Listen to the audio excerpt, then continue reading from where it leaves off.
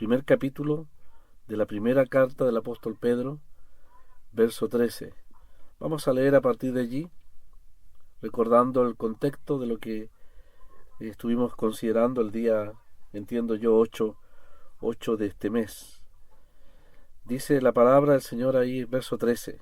Por tanto, ceñid los lomos de vuestro entendimiento, sed sobrios, y esperad por completo en la gracia que se os traerá cuando Jesucristo sea manifestado.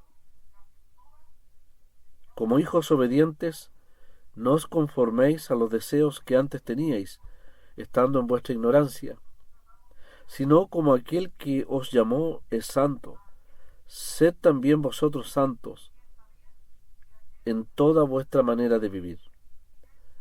Porque escrito está, sed santos, porque yo soy santo. Y si invocáis por Padre a aquel que sin acepción de personas juzga según la obra de cada uno, conducíos en temor todo el tiempo de vuestra peregrinación, sabiendo que fuisteis rescatados de vuestra vana manera de vivir, la cual recibiste de vuestros padres, no con cosas corruptibles como oro o plata, sino con la sangre preciosa de Cristo, como de un cordero sin mancha y sin contaminación, ya destinado desde antes de la fundación del mundo, pero manifestado en los postreros tiempos por amor de vosotros, y mediante el cual creéis en Dios, que le resucitó de los muertos y le ha dado gloria para que vuestra fe y esperanza sean en Dios. Hasta aquí, hermanos apreciados, la palabra del Señor. Este párrafo, esta sección que está frente a nosotros, realmente constituyen las palabras de exhortación del apóstol Pedro hacia estos creyentes llamados aquí los de la dispersión, los expatriados. También para nosotros, a través de los siglos, esta carta es un motivo de ánimo, de aliento para el creyente que sufre.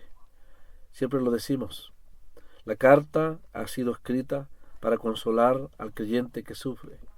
A algunos se nos advierte, se nos recuerda el hecho de que no nos sorprendamos de la prueba que pueda venir. Lo ha dicho ahí en el capítulo 4, que es el corazón de esta carta. Amados, no os sorprendáis del fuego de prueba que os ha sobrevenido como si alguna cosa extraña os aconteciese. Es una carta de ánimo también para los que están sufriendo, en distintos aspectos, bajo distintas realidades, bajo distinta intensidad.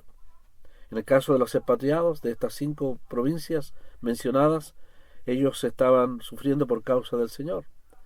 Así como hoy en día en el presente hay millones de personas que están huyendo de un conflicto, muchos de ellos también en aquel tiempo huyeron de un conflicto, no por una guerra, sino el conflicto del Calvario, el conflicto del Evangelio, el conflicto de la vida cristiana, sufrir por causa del Señor, por causa de una vida consecuente, de una vida que agrade al Señor.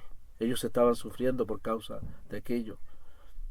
También es una carta que reafirma, refuerza a aquellos que ya son experimentados en el sufrimiento.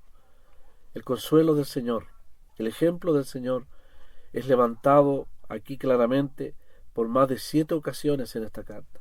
Si usted tuviese la ocasión de leerla completamente, y no solo leerla sino estudiarla, se maravillará del hecho de que el escritor Pedro pone los sufrimientos de Cristo y las glorias que vendrían tras ello como el motivo principal de aliento a todo cristiano a través de los tiempos. No nos cansamos de decirlo, Pedro tampoco se va a cansar de recordarlo. Solo sufrimiento de Cristo. Es el Señor quien abre el camino, quien acuña, quien establece, quien da el ejemplo de una vida de sufrimiento. Él sufrió vicariamente por nosotros, en nuestro lugar, en el Calvario, para nuestra redención. Pero Él también sufrió para dejarnos un ejemplo, nos dirá el apóstol. Él supo enfrentar el sufrimiento. Él supo enfrentar la contradicción de pecadores contra sí mismo, como dice una carta en el Nuevo Testamento. Él supo depender de su Padre. Supo hallar consuelo en Él y esperar en Él. ¿Acaso Getsemaní, hermanos, no es ¿No es el epítome realmente de la aflicción del hombre perfecto, el Señor, allí en la agonía, en la angustia, de esa tremenda aflicción que se cernía sobre él? La muerte venía, el sufrimiento de parte de los hombres, el sufrimiento de parte de Dios. Él sería desamparado por nosotros. El Señor aprendió por medio del sufrimiento la obediencia, experimentó la sujeción a su Padre y, por supuesto, como perfecto Salvador, vino a ser autor de eterna redención, de eterna salvación. Nosotros damos gracias a Dios por los sufrimientos de Cristo, los vicarios, los sustitutorios, porque Él murió en nuestro lugar, de lo cual no podríamos ser salvos, ni siquiera podríamos reunirnos en esta tarde, ni siquiera virtualmente, porque gracias a que Él murió por nosotros, nos amó hasta la muerte, es que nos llamamos hijos, nos sabemos salvados, nos gozamos en el hecho de la salvación. Pero gracias a Dios que el Señor nos dio el amado Hijo, el Hijo de Dios, es un modelo también de aflicción, para dejarnos ejemplo, para seguir sus pisadas, dirá el apóstol, para sufrir como cristiano, para sufrir dignamente, dando testimonio y glorificando el nombre de Dios. Yo no sé si hay hermanos sufriendo detrás de estas pantallas. Los hay ciertamente en muchos lugares, unos más que otros. Pero qué consolador es saber que el apóstol nos ha dicho que después de los sufrimientos viene la gloria. Dios nos ha dado una salvación tan grande. Lo hemos visto en los primeros 12 versos. Una salvación que fue concebida en la eternidad. Una salvación de la cual Pedro ha descrito términos de la salvación maravillosos, elegidos, santificados, rociados con la sangre de Jesucristo, regenerados, dice el verso 3, guardados o preservados por el poder de Dios, dice el verso 5. Es una salvación que se proyecta a la eternidad, cuando realmente entraremos en la gloria y allí disfrutaremos plenamente esa herencia que el Señor nos ha dado. Dios nos ha capacitado para experimentar, para disfrutar una herencia incorruptible, incontaminada, inmarcesible. Dijimos al principio de este tema que Pedro no tenía la capacidad humana de poder describir la grandeza de esa herencia, solo describe lo que no es, porque no puede decir lo que es. Y gracias a Dios que nadie puede decir lo que es, porque eso está reservado en los cielos. De entrada, cuando miremos al Señor cara a cara, verle a Él será la más grande de todas las herencias. Como el salmista del Salmo 16 decía, mi porción es Jehová. Las cuerdas me cayeron en lugar deleitoso. Es hermosa la heredad que me ha tocado.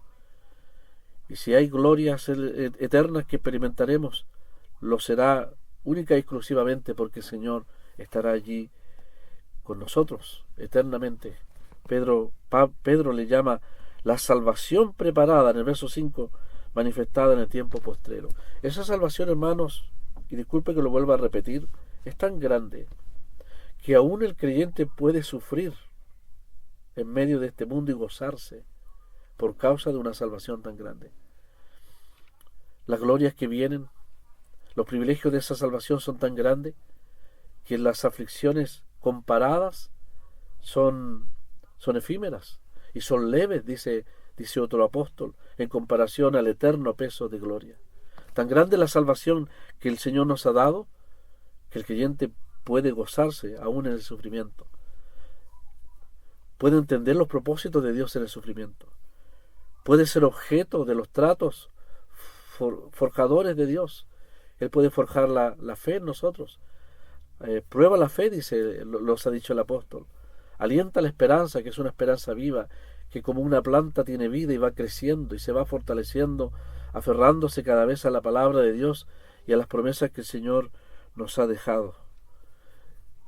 La suma total de la experiencia cristiana, el apóstol lo menciona ahí en el verso 8, que en medio de los sufrimientos podemos amar al Señor sin haberle visto, confiamos en Él sin haberle visto, nos gozamos, hay un gozo inefable y glorioso, exultante, que nos espera cuando estemos en la gloria. Además, el apóstol tratando de animar a los expatriados, a estos creyentes que sufren, les recuerda que la salvación que ellos tienen está basada completamente en la palabra de Dios. Lo ha dicho desde el verso 2, del verso 10 al verso 12.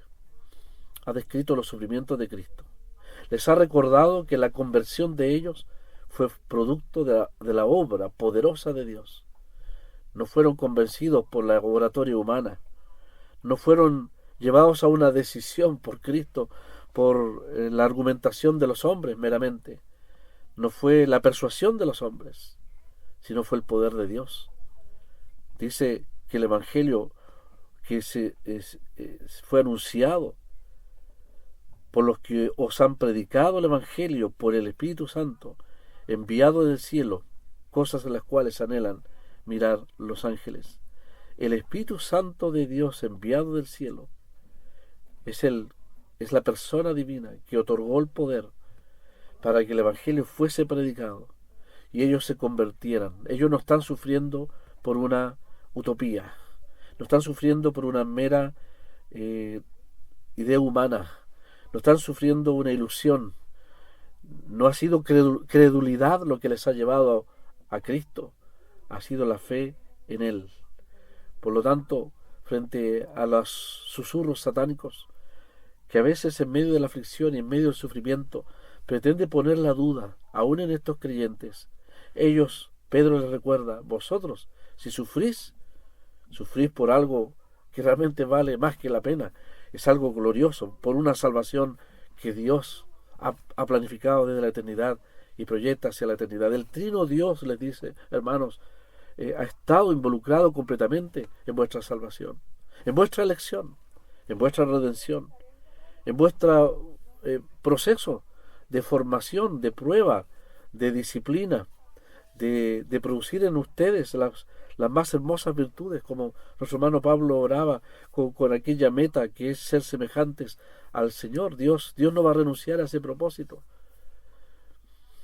Va a tener que hacer muchos de nosotros limar muchas aristas de piedras toscas que fueron sacadas de la cantera. Va a tener que usar todos los recursos, todos los roles y los oficios mencionados en las Escrituras para formar el barro, para tratar la piedra, para pulir la roca, para tratar con la greda, para purificar la plata, tratar con el oro, disciplinar a los hijos que Él recibe y reconoce como tales. Dios nos ha puesto en un proceso formativo para hacernos semejantes al Señor. Y en ese proceso, a veces, Dios permite soberanamente el sufrimiento. La epístola de Pedro es una explicación de los propósitos divinos frente al sufrimiento del cristiano, del consuelo divino frente al más grande motivo del sufrimiento del cristiano, por causa de Cristo, a causa de Él, por imitarle a Él, por seguirle a Él, por amarle a Él, por ser como Él. Necesariamente habrá aflicción. Si queremos vivir piadosamente, nos ha dicho la Escritura, es necesario tener aflicción. El costo debe ser pagado, pero tiene un resultado maravilloso. Dios es glorificado, Cristo glorificado, nuestra vida experimenta crecimiento y la dicha de ser semejantes también al Señor, frente a tantas bendiciones, a tantos privilegios superiores a los mismos profetas que escribieron en el Antiguo Testamento.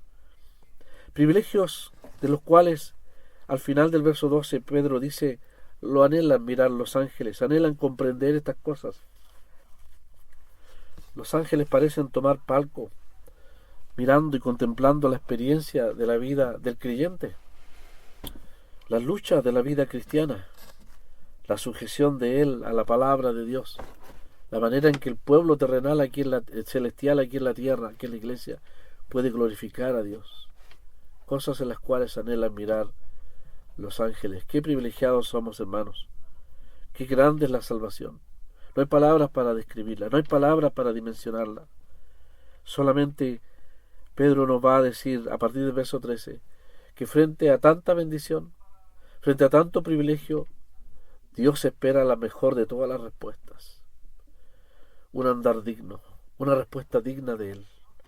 Lo ha dicho en el verso 13, la primera exhortación, la primera gran respuesta que demanda la Escritura de seres tan privilegiados como nosotros, es que procuremos vivir en una permanente y firme esperanza, contemplando o esperando, dice el verso 13, lo que Él ha llamado la gracia que se os traerá cuando Jesucristo sea manifestado. Ya vimos algo la vez anterior de ese maravilloso texto. No pretendemos agotarlo. Tiene mucho que enseñarnos. Dios nos manda a mentalizarnos, a fijar nuestra mente, concentrar nuestra mente en las grandes verdades de la salvación que tenemos en Cristo, en el presente, y poner nuestra mente, mentalizarnos respecto a la inminente venida del Señor, que está, que viene ya. Esa es la idea del apóstol, la gracia que se os traerá, la venida inminente del Señor. El Señor viene no mañana, no a las 12 de la noche, no el próximo mes, el Señor viene ahora. Esa es la urgencia del llamado del apóstol Pedro, por lo cual debemos levantarnos del sopor, de la embriaguez del engaño de este mundo, la embriaguez del engaño del pecado, del error, de las filosofías humanas, todo en que el mundo está como embriagado en las tinieblas de este presente. Oraba nuestro hermano Celindo, una gran verdad. El mundo está como borracho, el mundo está como embriagado en las tinieblas, inconsciente absolutamente de que el Señor pronto viene, lo cual será un momento decisivo, no solamente para la historia humana. Amigos, amigas que están conectados, ustedes deben saber que si están sin Cristo, están sin esperanza. No tienen una razón de esperanza como el creyente la tiene. Todavía la puerta está abierta para la salvación. Todavía los hijos de los creyentes, nuestros amados, nuestras familias, están a tiempo. Todavía. Ahora, dice la Escritura, es el tiempo aceptable. Ahora es el día de salvación. Mañana no hay salvación para nadie. Dios no garantiza la salvación de nadie para mañana. Es el ahora del presente. Seguro que tú has escuchado la palabra de Dios. Has escuchado del amor de Cristo. Has escuchado de aquel que se entregó en la cruz por causa de tus pecados. Murió en tu lugar. Fue sepultado y resucitó. Y está a la diestra de Dios. Cantábamos que Él vive. Él vive y porque vive, nosotros también vivimos. Y porque vive, Él también vendrá. Es la más maravillosa esperanza que el creyente tiene. Todas las metas, todos los otros intereses quedan supeditados, subordinados completamente al gran hecho de la venida del Señor. Pedro nos exhorta, si somos salvos y tenemos esta gran salvación, ciñe los lomos, dice. Espera al Señor, que vuestra espera, y de ahí viene la palabra esperanza, sea firme, que nadie te mueva y te conmueva de esa firme esperanza hasta la venida del Señor. Afuera está el engaño, afuera están las ocupaciones, afuera están las distracciones, afuera está la mentalidad del mundo, afuera está la inmundicia del mundo. Que el creyente no caiga en pecado, que el creyente no ceda frente a los engaños del mundo. Seamos sobrios, porque no somos de las tinieblas, ha dicho el apóstol. Somos de la luz. No estáis en tiniebla, dice 1 Tesalonicenses capítulo 5. No dice no estéis, dice no estáis en tiniebla. Porque nuestra posición como salvos delante de Dios es la de aquellos que estamos en luz.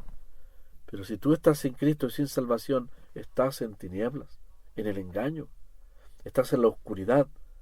Una oscuridad que se proyecta hacia la eternidad sin Cristo y sin salvación.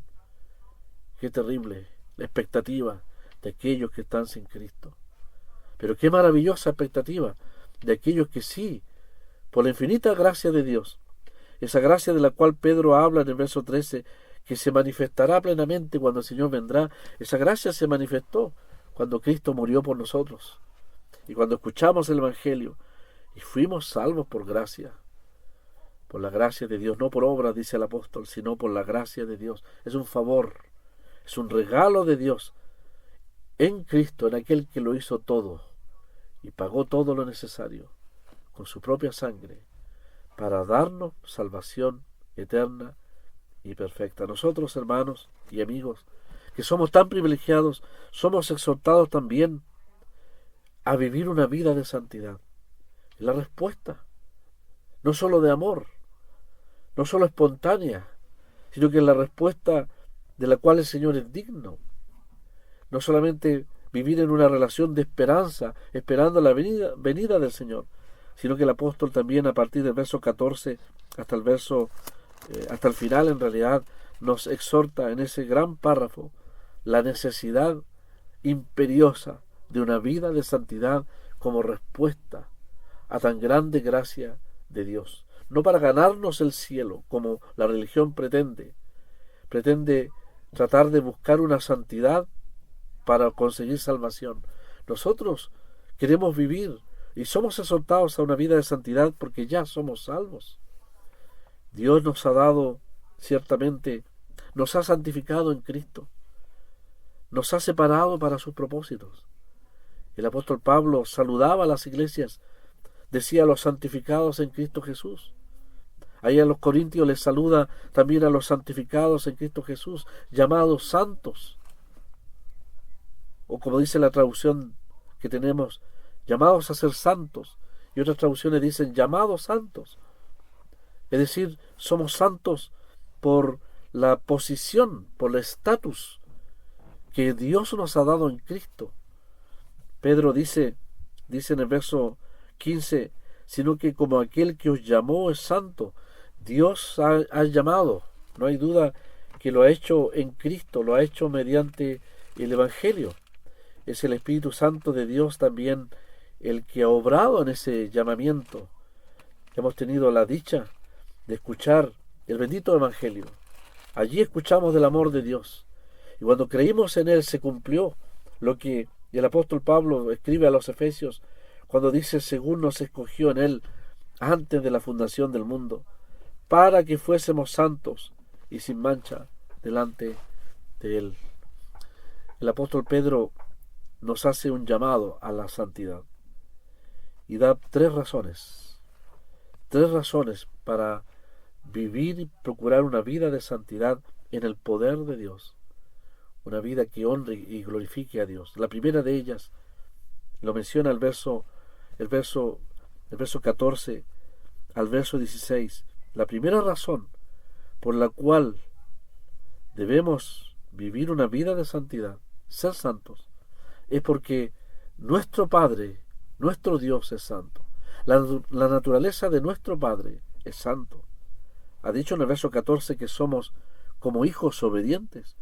Recuerda nuestra filiación divina y eterna, nuestra relación de hijos con nuestro Padre. Pero la relación con nuestro Padre demanda también un andar, una conducta de acuerdo al carácter de nuestro Padre, que es un Dios santo. La primera razón entonces es porque Dios es santo. Eso está desde el verso 14 al verso 16. Como aquel que os llamó es santo, sed también vosotros santos en toda vuestra manera de vivir. Vuelve a repetirlo en el verso 16 y dice, sed santos porque yo soy santo. Y en el verso 17 da la segunda razón por la cual somos exhortados a una vida de santidad. Porque el carácter de nuestro Dios sigue siendo el juez de todos los hombres. No hay acepción, diferencia, ni entre creyente, ni entre inconversos. Dios es el juez de todos. Dice el verso 17, si invocáis por Padre a aquel que sin acepción de personas juzga según la obra de cada uno, conducíos en temor todo el tiempo, dice, de vuestra peregrinación. De manera entonces que somos exhortados a una vida de santidad, a una vida de temor, no de pavor ni terror, sino de temor de ofender la santidad de nuestro Dios, que sigue siendo el juez de todos los hombres. Lo dijimos la ocasión pasada, creo que lo dijimos, que el pecado del creyente es tan grave como el pecado del inconverso. Nosotros no podemos abusar de la gracia de Dios. Aunque haya la provisión necesaria en la sangre de Jesucristo, en la eficacia del sacrificio del Señor, que tiene un valor permanente, de manera que cuando el creyente peca, confiesa su pecado, reconoce y mira el pecado como Dios lo ve, y se humilla delante del Señor. Dice el apóstol Juan que la sangre de Jesucristo, su Hijo, nos limpia de todo pecado. El pecado en el creyente no quita, no anula, no revoca ninguna de las grandes verdades de la salvación. La elección, la redención, el nuevo nacimiento, el ser guardados por el poder de Dios. El pecado no anula, no destruye, no anula nuestro estatus, nuestra posición de santificados, pero sí estorba seriamente nuestra comunión con el Señor. Empobrece la vida del creyente, arruina el testimonio del creyente, ofende la santidad de Dios, sobre todo el testimonio del bendito nombre del Señor en medio de los inconversos. El pecado trae serias consecuencias. David lo experimentó claramente y tuvo que experimentar realmente la verdadera restauración. Esa verdadera restauración vino cuando en su propia experiencia vio el horror de las consecuencias de su pecado en su propia familia y pudo ver el pecado tan horroroso como Dios lo vio. Y entonces David pudo tener victoria sobre el pecado. La primera victoria sobre el pecado está en el ámbito del entendimiento del creyente. Por eso en el verso 14 Pedro apela al entendimiento del creyente. Porque no es el monasticismo una vida de santidad. No escapamos de la suciedad del mundo. No escapamos de las palabras sucias, de las imágenes sucias, de un ambiente de contaminación. La Escritura habla de ser santos en medio de una perversa generación. No huimos del pecado, sino que el creyente lo enfrenta, consciente que el pecado ya no tiene propósito, que lo que antes nos arrastraba, antes nos esclavizaba, ya no tiene propósito, solo trae ruina, solo trae dolor y aflicción al corazón del creyente, trae deshonra a nuestro Dios.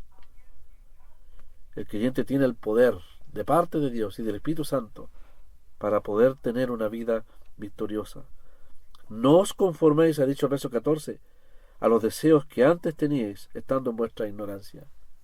Pedro apela al hecho de que nuestra mente, esa mente que debe estar atenta, que debe estar siempre cautivada y empapada de la palabra de Dios, es una mente que debe ir siendo transformada por los nuevos principios, los nuevos valores, los nuevos deseos, como la leche espiritual, dirá Pedro.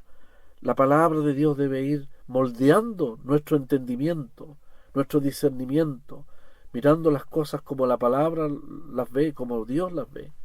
De manera que las vanidades del mundo, estos deseos que nos esclavizaban, los fuertes deseos que nos arrastraban y que eran la parte de nuestra ruina absoluta, ya no deben moldear ni nuestro carácter ni nuestro entendimiento. No debemos conformarnos. Tal como el apóstol Pablo dice en el Romanos 12, también el apóstol Pedro toma la misma palabra y dice, no os conforméis, no te dejes moldear por la mentalidad de este mundo. En los deseos, dice, que antes teníais estando en vuestra ignorancia. Ustedes, dice Pedro, deben tener victoria. Ustedes los salvados, los privilegiados, deben aprender a vivir en una vida de victoria. Por lo tanto, en vuestro entendimiento, aquellos pecados que os esclavizaban ya no deben tener ni el poder ni la fuerza. Hemos sido libres en Cristo y tenemos el poder de parte de Dios, la asistencia del Espíritu Santo, la nueva vida que Cristo nos ha dado para poder derrotar aquello que antes eran nuestras cadenas. Éramos los hijos de desobediencia. Esa era nuestra naturaleza. Nuestra naturaleza de forma natural estaba arrastrada por el pecado. Pedro dice ahora, vosotros sois hijos de la obediencia. Está apelando a la naturaleza nueva que el creyente tiene. Por lo tanto, no es un sacrificio para el creyente vivir una vida de santidad. Una de las primeras experiencias de la conversión es la sensibilidad del creyente frente al pecado.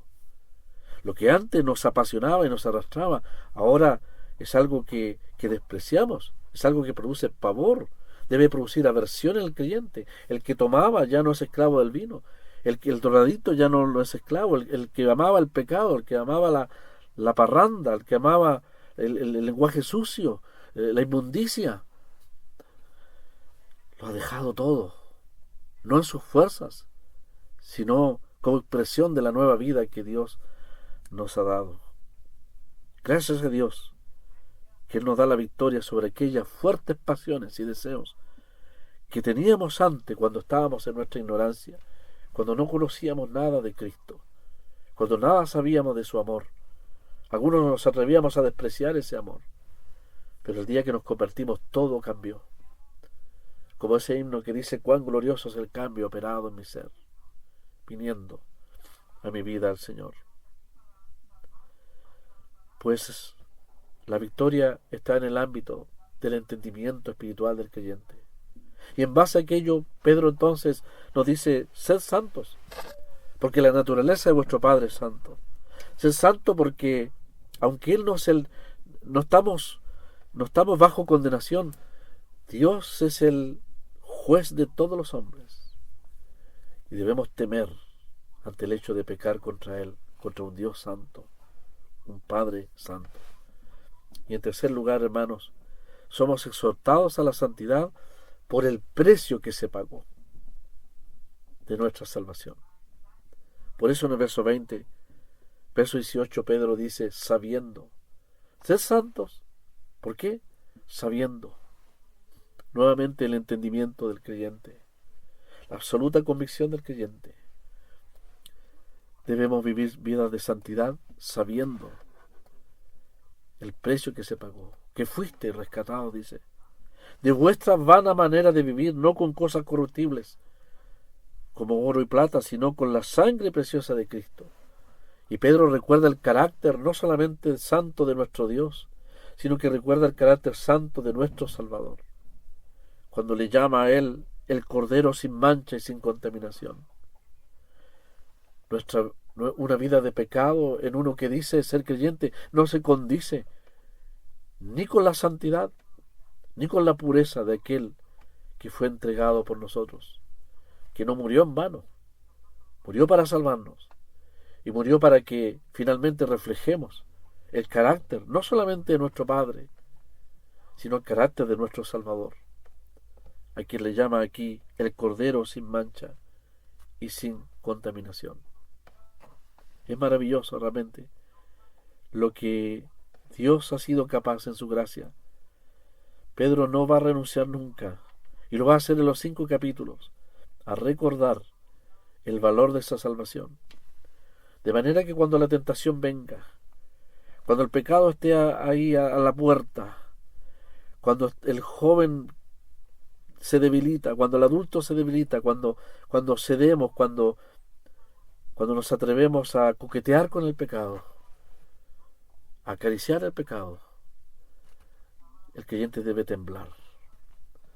Debe temblar ante la posibilidad de ofender el carácter a un Dios santo, a un Dios que es reverenciado en toda la tierra, que debe ser respetado en toda la tierra. Jehová está en su santo templo, dice la Biblia. Calle delante de él toda la tierra. Santo, santo, santo es el Señor Dios Todopoderoso. Es el canto de los querubines ahí, ¿no es cierto?, en el profeta Isaías. Toda la tierra está llena de su gloria.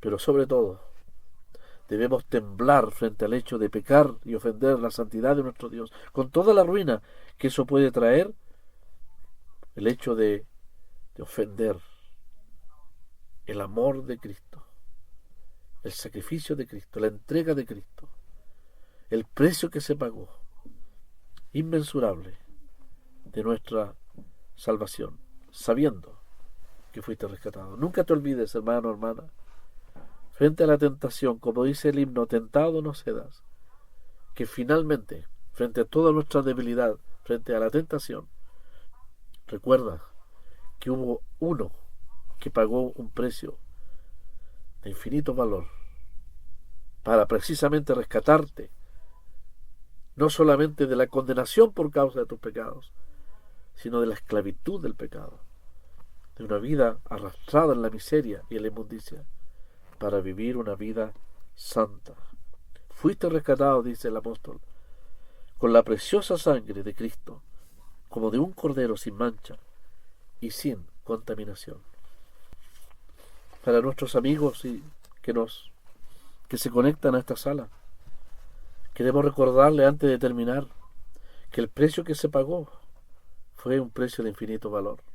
No solo tus pecados te condenan si estás en Cristo, sino que te condena el hecho de despreciar, de desechar, de subestimar o aplazar un amor tan grande, un precio tan grande que se pagó, que jamás podrás pagarlo con toda una vida de virtud y de esfuerzo y sacrificio. Jamás, jamás. Solo la sangre de Jesucristo, nos dice la Biblia, nos limpia de todo pecado. La sangre preciosa de Cristo, como la de aquel cordero, aquella santa víctima, sin mancha y sin contaminación. Se dijo de él cuando nació el santo ser, antes de nacer, el santo ser. Dice la Escritura que él es santo, sin mancha, apartado de los pecadores. El cielo fue abierto cuando dijo, Dios mismo dio testimonio del Señor. Este es mi Hijo amado, en él tengo contentamiento. Si yo soy salvo, si muchos de los que estamos conectados somos salvos, es porque Cristo ofreció su preciosa, su santa vida como un sacrificio que satisfizo completamente a Dios. De manera que cuando Él se entrega en la cruz, Dios contempla la vida perfecta, sin mancha, sin contaminación, el perfecto sustituto, el que puede reemplazarme a mí y a ti, el que me reemplazó allí en el lugar de juicio, de muerte y de condenación que yo merecía. Dios recibió la ofrenda de Jesucristo, su vida preciosa, como un cordero sin mancha. Él pagó, fue desamparado. Él dijo, consumado es. Y como se cantaba, nuevamente lo digo, habiendo resucitado, ascendió al cielo. Dios fue completamente satisfecho. La santidad de Dios. Amigos, la Biblia dice que sin santidad nadie verá a Dios. Los que estamos en Cristo, los que un día confiamos en Cristo, estamos en Cristo. Somos santos. Somos santos en Cristo. Y procuramos vivir una vida que agrade a Dios, a nuestro Dios, que tanto nos amó. Pero aquellos que están sin Cristo no pueden obtener la santidad. La santidad que tú pretendas ofrecer a Dios es insuficiente. La Biblia dice, por cuanto todos pecaron, están todos destituidos de la gloria de Dios. Los esfuerzos humanos por tratar de ganar el cielo son insuficientes. El hombre queda corto, el hombre en su afán religioso queda corto para tratar de complacer a Dios. ¿Qué podrás ofrecer a Dios en vista de tu vida de pecado? Absolutamente nada. Solo la ofrenda del cuerpo de Jesucristo, la entrega de su preciosa sangre, satisfizo completamente a Dios. De tal manera que todo pecador, quien quiera que sea, puede confiar en esta misma tarde, en aquel que se entregó por ti. Fuiste rescatado, dice el apóstol, no con cosas corruptibles, no con los esfuerzos humanos, no con las ideas humanas, los esfuerzos religiosamente pobres de los hombres, sino con la entrega de tan preciosa sangre. Eso es de infinito valor para el que está sin Cristo, debe serlo así, y es de inmenso valor para los que ya le conocemos como Salvador personal. Aquellos que fuimos considerados desde la eternidad, que hemos sido santificados, que hemos sido rociados con la sangre de Jesucristo, un término que significa simplemente que la muerte del Señor en la cruz del Calvario, el beneficio de esa muerte se nos ha aplicado para nuestro perdón eterno. Hemos sido lavados, limpiados. Si éramos inmundos, si vivíamos en la inmundicia del pecado, toda la inmundicia fue limpiada y lavada, porque Cristo pagó por nuestros inmundos pecados. Fuimos lavados y limpiados. al que nos amó y nos lavó de nuestros pecados, dice Juan, al que nos amó y nos lavó de nuestros pecados, con su sangre, dice la palabra, que hemos sido renacidos y objeto de tan grande salvación. ¿Qué es lo que Dios demanda de nosotros, partiendo por el que habla? ¿Qué demanda de mí y de todos quienes estamos conectados? Que vivamos en una firme esperanza, que vivamos una vida de santidad, porque el que es nuestro Padre es santo, porque el que es nuestro Padre es el juez de toda la tierra, y porque nos amó y entregó a su Hijo amado, y el Redentor entregó su preciosa sangre. Vale la pena, ¿no es cierto? ¿Qué respuesta merecerá tan grande amor? ¿Cuál es la única respuesta que merece tan grande amor de aquel que derramó su sangre preciosa en la cruz de Calvario?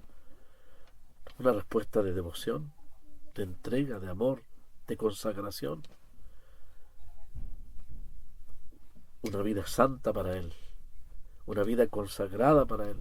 Nosotros que hemos sido santificados en Cristo, hemos sido separados para Él como sacerdotes de Dios. Y debemos vivir a la altura de ese gran privilegio que Dios nos ha dado. Que el Señor, hermanos, bendiga su palabra, y aquellos que no son salvos, recuerde, sin santidad nadie verá al Señor. La santidad no la puedes conseguir tú mismo. Dios te la concede en Cristo. Y cuando tú experimentes, y quiera Dios que sea así, la dicha del perdón, la dicha de la salvación, querrás y desearás, en respuesta a tan grande amor, vivir una vida de santidad que honra al Señor. Que el Señor bendiga su palabra.